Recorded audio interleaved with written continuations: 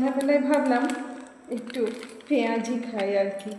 আজকে সারাদিন বৃষ্টি পড়েছে, ওয়েদারটা একটু ঠান্ডা আছে, আর যা গরম যাচ্ছে দিনের বেলাটা, কিছুই ভালো লাগছে না, না খাবার ভালো লাগছে, না কোথাও বেরোতে ইচ্ছে করছে।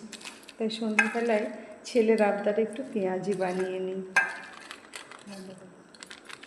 এবার একটা একটা করে পেঁয়াজি ভেজে নিই।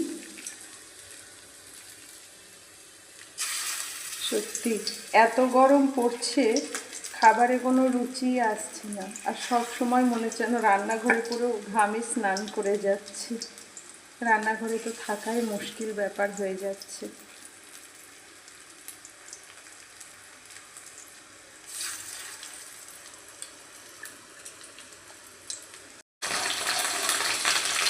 এবার পেঁয়াজগুলো এক পাশ করে উল্টে দেখি হলো কিনা। মোটামুটি হয়ে গেছে, তেল ছিটকাচ্ছে প্রচণ্ড, হাতে জল আছে।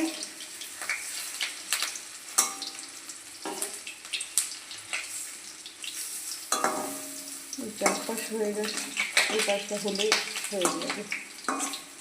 তেল আর জল কি শত্রুতা, তাই না? তেল আর জলে একদম মিল হয় না। শত্রু হলে মনে হয় তেল আর জলের মতোই শত্রু হতে হয়।